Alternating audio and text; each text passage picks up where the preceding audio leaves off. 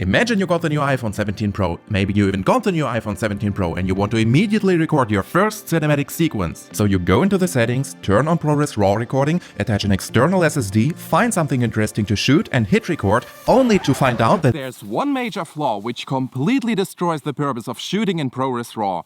Hear me out. The biggest camera-related feature of this year's Pro iPhone is the ability to shoot OpenGate ProRes RAW. And for those of you who aren't huge tech nerds, it basically means that you are getting the raw, uncompressed sensor data out of your iPhone, which mostly only big, expensive cinema cameras can deliver. And with OpenGate, you are recording the full sensor instead of a cropped 16:9 image, so you get the maximum resolution and flexibility in post-production out of the phone, which is indeed crazy to say. Sounds amazing, is amazing, but as of right now there's a huge problem when shooting in ProRes RAW, which, at least for me, makes the iPhone practically unusable for anything other than still talking head videos like this one. And you might be wondering what I'm even talking about, because this is shot on my $2,500 Sony camera with my $3,000 lens, and this is raw footage coming straight out of my iPhone that costs about a quarter as much and, in my opinion, keeps up pretty well.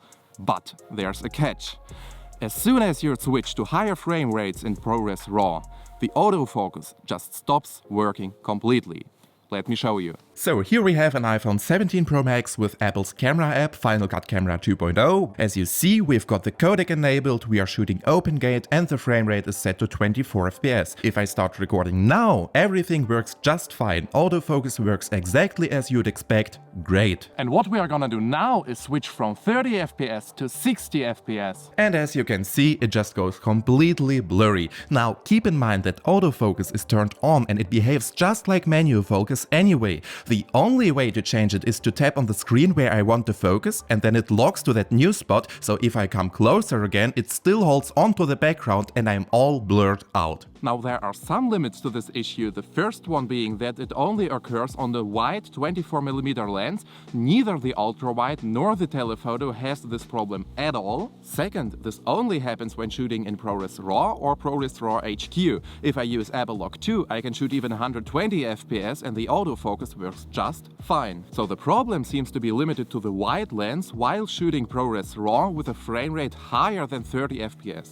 If you're wondering whether the problem shows up in the Blackmagic Camera app too, sometimes it works, sometimes it doesn't, but I can't rely on it and it's nowhere near perfect for me. Now, why am I making a whole video just about this issue? It's because it makes shooting slow motion in ProRes RAW impossible. Not only can we not shoot 120 FPS in ProRes RAW, we can't even properly shoot 60. Cause who needs a blurry video with the autofocus not even trying to adjust? Of course, if you use 30 FPS, you can still slow down the footage by 20% of its original speed, but that's really not the point of getting a $1,500 phone. And there are even more bugs. For example, if you switch between the front and rear cameras in ProRes RAW, Final Cut Camera just freezes. And not even restarting the phone always helps.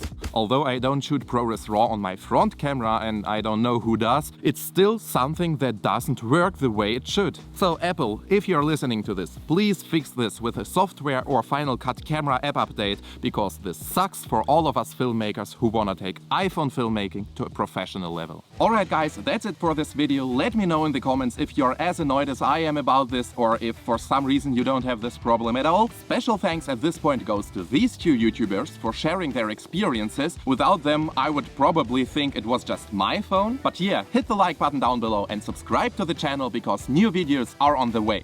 And I see you in the next one. Bye!